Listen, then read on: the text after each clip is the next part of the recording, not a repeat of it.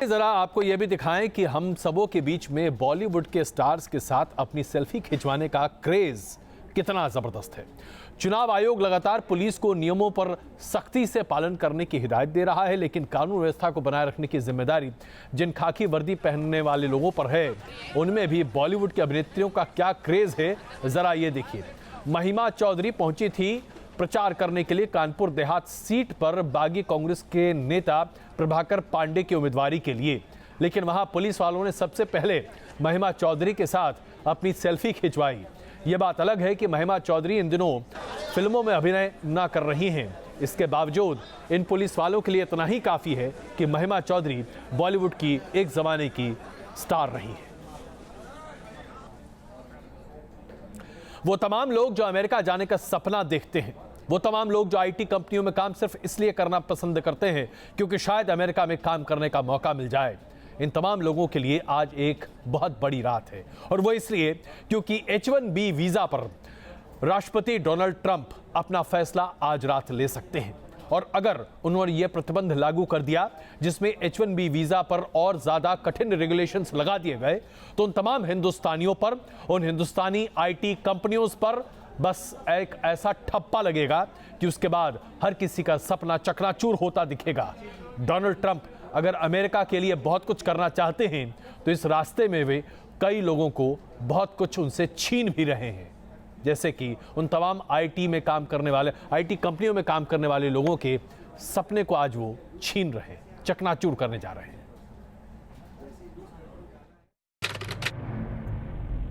यही था वो मुद्दा जिसने अमेरिका जाने की तमन्ना रखने वाले हिंदुस्तानियों के कान उसी दिन खड़े कर दिए थे जब ट्रंप को राष्ट्रपति चुनाव में जीत मिली थी।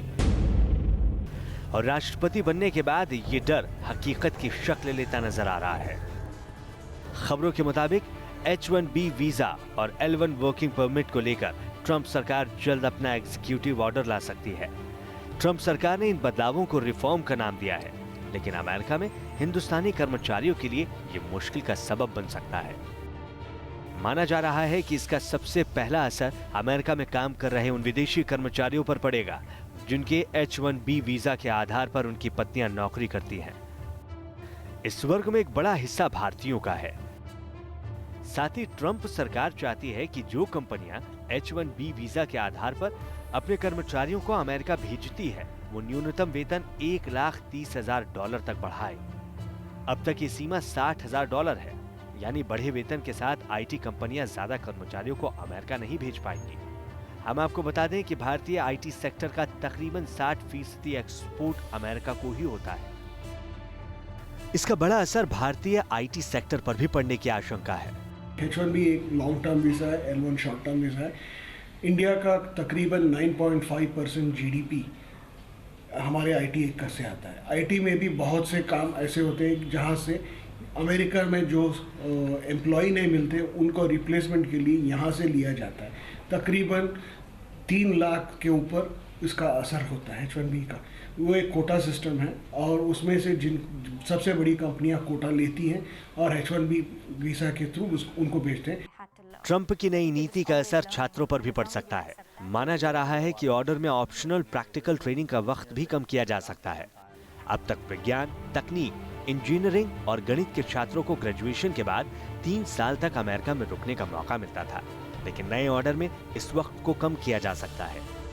मायने साफ है कि किसी भी हाल में ट्रंप की ये नई नीतियां भारतीयों के लिए फायदेमंद तो नहीं साबित होती नजर आती। Team news nation.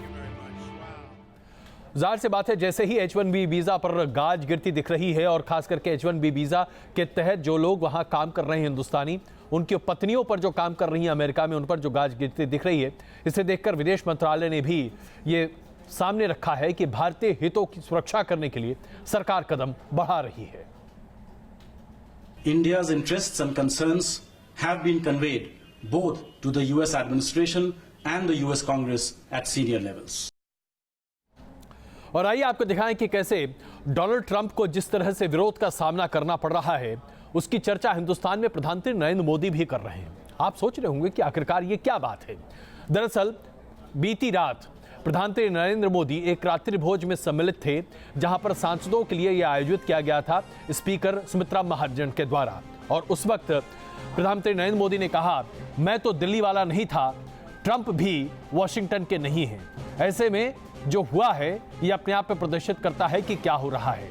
जिस तरह की बातें ट्रंप ने की हैं, कुछ ऐसी ही बातें क्लिंटन ने भी की थी जब उन्हें राष्ट्रपति मनोनीत किया गया था, लेकिन उस वक्त उन्हें उतना विरोध नहीं झेलना पड़ा था, या उस वक्त ऐसी विरोध के स्वर मुखर नहीं थे जैसे आज हैं।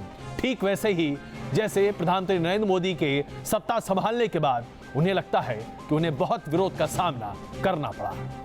तो काफी समानताएं अपने और ट्रंप के बीच में प्रधानमंत्री नरेंद्र मोदी देख रहे हैं, कम से कम सत्ता संभालने के वक्त को लेकर। अब डोनाल्ड ट्रंप अपने देश में बहुत कुछ ऐसा कर रहे हैं जिसे लेकर दुनिया भर में उनकी चर्चा बड़ी ज्यादा हो रही है।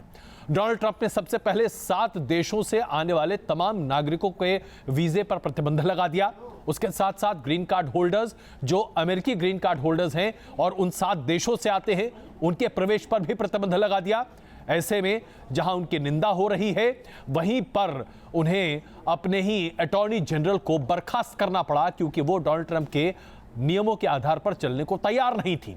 इस बीच गूगल में, जी हां, गूगल में डोनाल्ड ट्रंप का जबरदस्त विरोध हो रहा है।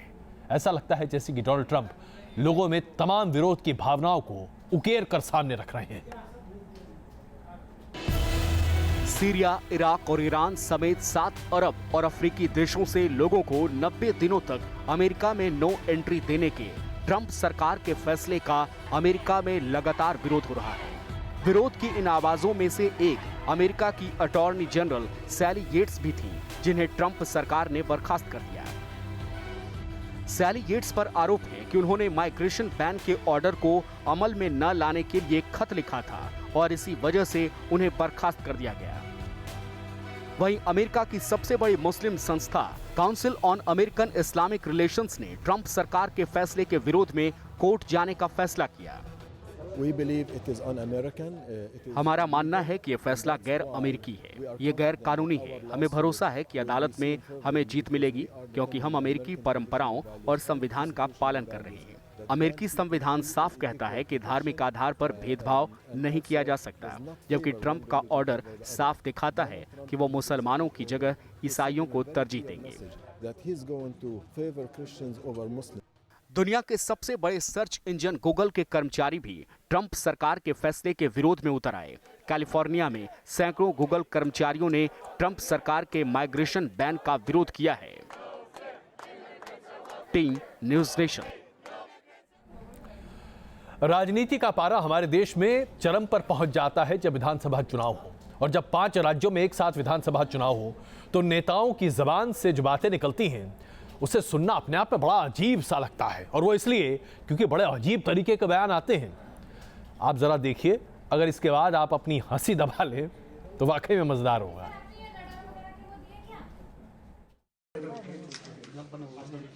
तस्वीरों में जो महिला आपको दिख रही है उनका नाम है लक्ष्मी राणा। लक्ष्मी राणा उत्तराखंड की रुद्रप्रयाग सीट से कांग्रेस की उम्मीदवार हैं, लेकिन एक चुनावी भाषण में उन्होंने कांग्रेस मुक्त भारत बना देने का ऐलान कर दिया। मैं तो कहती हूँ कांग्रेस मुक्त भारत हो न हो, लेकिन कांग्रेस मुक्त रुद्रप्रयाग जरूर हो जाएगा, ये मैं आप लोगों को विश्वास दिलाती हूँ। जी हाँ, हुआ तो ये फिसलती जुबान के चलते ही, लेकिन लक्ष्मी के भाषण का ये हिस्सा वायरल हो गया। और तो और अब कांग्रेस प्रत्याशी के कांग्रेस मुक्त भारत के नारे पर विरोधी भी चुटकी ले रहे हैं। अब इनसे मिलिए, ये नेताजी हैं उत्तर प्रदेश के बुलंदशहर के सत्तारूढ़ समाजवादी पार्टी के प्रत्याशी सुजात आलम। यूपी के विधानसभा चुनाव में खुद की छवि को बेदाग और दूसरों से अलग दिखाने के लिए हर प्रत्याशी अलग अलग दांव आजमा रहे हैं, लेकिन सुजात आलम ने तो एक जनसभा को संबोधित करने के दौरान बातों ही बातों में खुद को जूता मारना शुरू कर दिया, और अब उनकी इस हरकत का वीडियो खूब वायरल हो रहा है। कांग्रेस और समाजवादी पार्टी की ही तरह एक निर्दलीय प्रत्याशी की क्लिप भी सोशल मीडिया पर वायरल हो रही है। नाम है गोपाल धाकड़, और धाकड़ साहब आगरा से चुनावी बिगुल फूंक रहे हैं। गोपाल सिंह धाकड़ से जब सवाल हुआ कि वो चुनाव क्यों लड़ना चाहते हैं, तो जवाब में उन्होंने जनता को लूटने वाला अपना पूरा प्लान ही पेश कर दिया। मेरा चुनाव में कोई मुद्दा नहीं, मेरा अपना एक पर्सनल मुद्दा है। मुझे पैसा कमाना, इन्वेस्ट करना है और विधायक बन के अपनी जो सारी सुविधा है वो खड़ी करना। 1 मिनट 28 सेकंड के वायरल वीडियो में तो धाकड़ साहब ने सब कुछ बताया है कि वो चुनाव पैसों के लिए लड़ रहे हैं, जनता को लूटने के लिए लड़ रहे हैं, जनता को बेवकूफ बनाकर चुनाव जीतेंगे और पैसे बनाएंगे। हालांकि करप्शन के तौर तरीकों को लेकर वो खुद को नौसिखिया बता रहे हैं। कुछ लोग बताएंगे, अभी तो मुझे इतनी नॉलेज नहीं है कि पैसा किस तरह कमाया जाएगा। जीतने के बाद अपने आप नॉलेज आ जाएगी, अधिकारी बताएंगे मुझे पैसा कमाने के लिए। चुनाव में गंभीरता से बड़े बड़े दांव चले जा रहे हैं, तो कुछ ऐसे नेता भी हैं जिनके बयान इस गंभीर माहौल में थोड़ा गुदगुदा जाते हैं। Team news nation. और आइए अब आपको दिखाते हैं मोदी सरकार के एक मंत्री जिनका नाम है विजय गोयल। खेल मंत्री हैं विजय गोयल, लेकिन ये अपनी हरकतों से बाज नहीं आते हैं। ओलंपिक्स के दौरान इनकी सेल्फी जहां सुर्खियां बटोर रही थी और हम मेडल नहीं पा रहे थे और इनकी खूब आलोचना हुई, वहीं अब आंख पर पट्टी बांधकर दरअसल एक समारोह में ये प्रदर्शित करना चाहते थे कि नेत्रहीन लोग खेल कैसे खेल सकते हैं। जरा सोचिए, इससे ज्यादा संवेदनहीन कोई व्यक्ति हो सकता है क्या?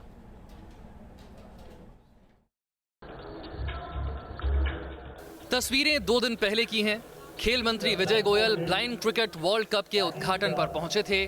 कार्यक्रम ठीक ठाक चला, लेकिन कार्यक्रम खत्म होते होते कुछ ऐसा हुआ जिसे लेकर विजय गोयल निशाने पर आ गए। दरअसल विजय गोयल ने ब्लाइंड क्रिकेटर्स के साथ आंखों पर पट्टी बांधकर एक शॉट खेला और वर्ल्ड कप का आगाज किया। बस यही काली पट्टी विजय गोयल के लिए मुश्किलों का सबब बन गई। इस तस्वीर को लेकर लोगों ने सोशल मीडिया पर विजय गोयल को संवेदनहीन तक कह डाला। एक साहब ने लिखा, विजुअली चैलेंज क्रिकेटर्स का साथ जताने के दूसरे तरीके भी हो सकते थे। जो आपने किया वो खिलाड़ियों का मजाक उड़ाने जैसा लगता है। एक दूसरे साहब ने लिखा, ये बहुत संवेदनहीन है, आप क्या कर रहे हैं? इस तरीके से ट्रोल किए जाने के बाद विजय गोयल ने जवाब दिया। विजय गोयल ने ट्वीट किया, इस किस्म की बातें सिर्फ सरकार के प्रयासों को कमतर करने की कोशिश नजर आती हैं। साथ ही विजय गोयल ने एक फोटो भी ट्वीट की जिसमें टीम इंडिया के खिलाड़ी भी आंखों पर पट्टी बांधे नजर आते हैं। ये पहली बार नहीं है जब विजय गोयल का नाम यूं विवादों में आया हो। रियो ओलंपिक्स के दौरान विजय गोयल भारतीय हॉकी टीम के साथ टर्फ पर फोटो खिंचवाते नजर आए थे। गोयल के इस कदम की भी निंदा हुई थी। Team news nation. Salman Khan Bollywood के भाईजान हैं और उनकी फिल्म बजरंगी भाईजान सलमान खान को खास करके एक अलग अंदाज में पेश किया गया था, जब हर्षाली नाम की एक छोटी सी अभिनेत्री उनकी स्क्रीन पर उनके साथ थी और उन्होंने सलमान खान का एक अलग ही प्रस्तुतिकरण किया था। सलमान खान अपनी नई फिल्म में इस बार एक और नन्हे फरिश्ते को लेकर आ रहे हैं। इस छोटे से फरिश्ते का नाम है मैटिन। मैटिन सलमान खान के आने वाली फिल्म ट्यूबलाइट में सलमान खान के साथ काम कर रहे हैं। सलमान खान ने अभी हर्षाली के साथ अपने फोटोज तो ट्वीट किए ही, साथ ही साथ मैटिन के साथ भी अपने फोटोज ट्वीट किए हैं। जाहिर से एक नया चाइल्ड स्टार पैदा हो रहा है।